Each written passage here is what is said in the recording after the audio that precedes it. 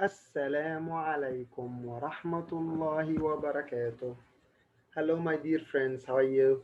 Today is the second part in the writing task, and you know that in the last video, we talked about how to write a paragraph, and I hope that you still remember how you're writing a paragraph, or how writing a paragraph is like having a mac sandwich. This is really important. So let's see what can we have now. Sorry, I'm gonna share my screen here. Yes, here. Just went through this the part. Yes, here, and we answered those questions, and we're here in page 10. You know that in the first part we went through page 8, 9, 11, and now we're going to move to page 10. Go back to 10, then we do 12 and 13. So say Bismillah, and let's start. Here I have to write one, two, or three after each sentence to show the correct order. We learned from last time that sentence or our sentences in a paragraph should be in order, because do you remember the task that you just left a sentence in the wrong place? I guess we did this last time. So here I would like you to read the three sentences and tell me which one goes first. I have here. So I hear you. Yes, it's our family has birthday celebrations. This is the topic sentence. This is the idea. This is my top bun.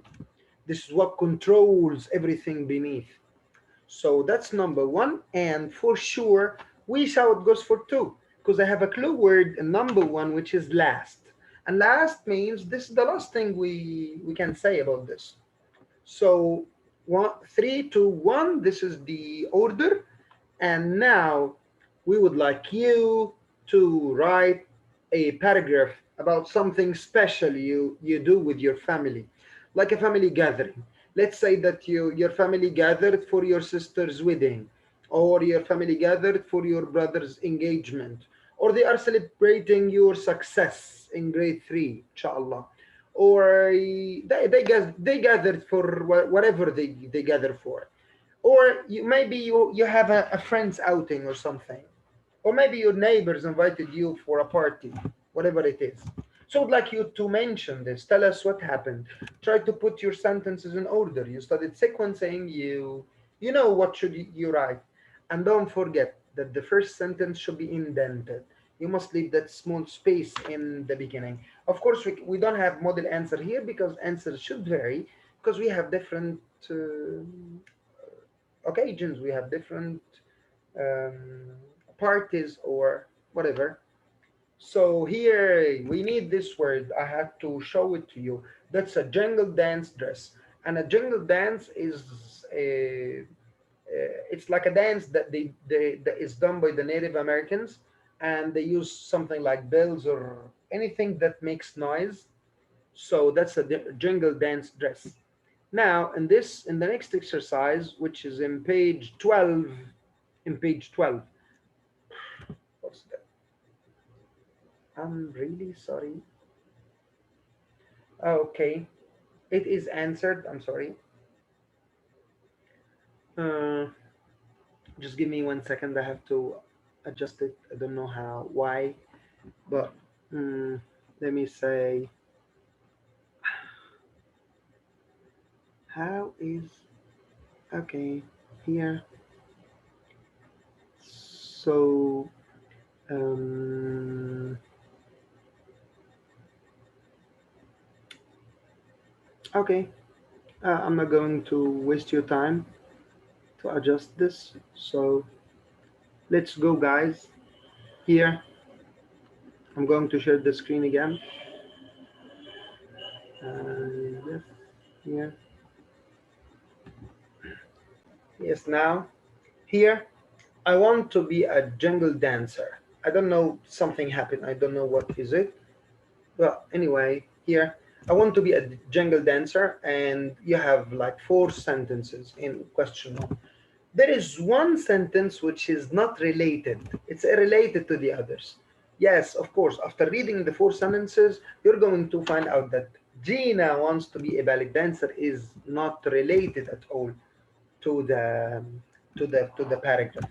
That's why we have to cross it out. And for the second one, grandma will help me make jingles. The sentence of grandma will make a video has no relation to this to the paragraph, because grandma's with me and she's helping me. So the idea of making a video is never related to the context. And now here I have three sentences and I would like you to put them in order so that we make the paragraph. Which one should we start with? Yes, it's the second one, number 4, which is time for the power hack. And then soon I heard the drums beat, and finally I danced. You're going to write this in a paragraph form, and I know you're clever and you're going to leave some space so that you can handle the paragraph. Of course, I finished the first line and there is a dot, so I had to go to the second line, but the second line ends and I still have some space. So I write the third line, and here is the whole part, guys. Okay, thank you so much. Now let's go for the last activity that we have, page 13. I have one passage, one selection, and there are some underlined phrases. We would like you to spot the mistake here if you have one, because sometimes you have no mistake. So here, I'm giving you 5 seconds to read, then try to answer. And as we always do, my friends, you have to read the whole selection, read the whole paragraph before we can start. So now, let's go. Number 1 is done for you. It's, did you ever have a great idea for business? They use the full stop. That's punctuation. There should be a question mark. Thank you so much. This is great.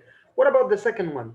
Last summer, my friend Corey and I started a pet sitting business. Yes. How can I say Corey? We have just studied this last week. It's a proper noun. It should be capitalized. So that's capitalization.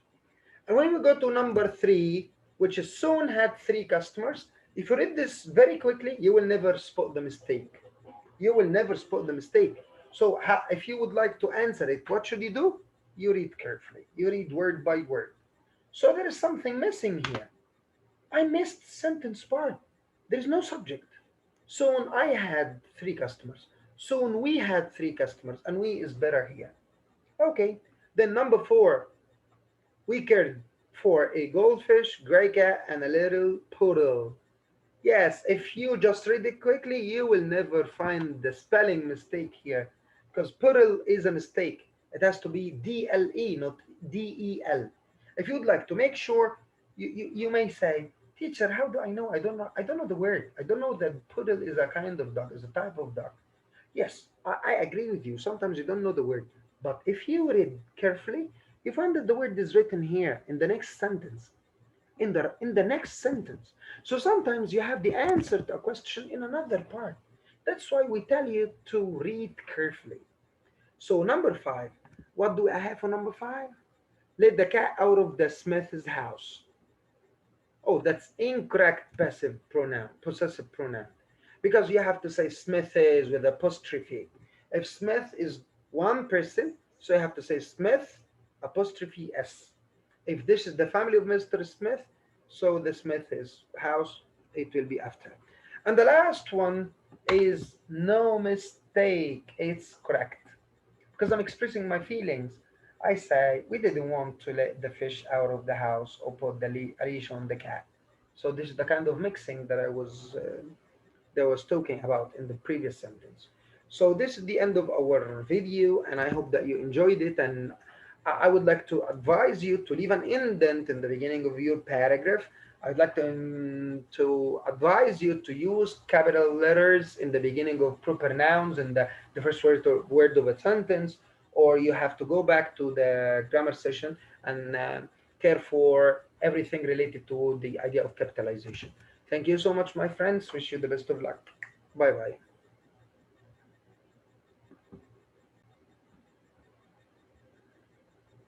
Where is that? Yes.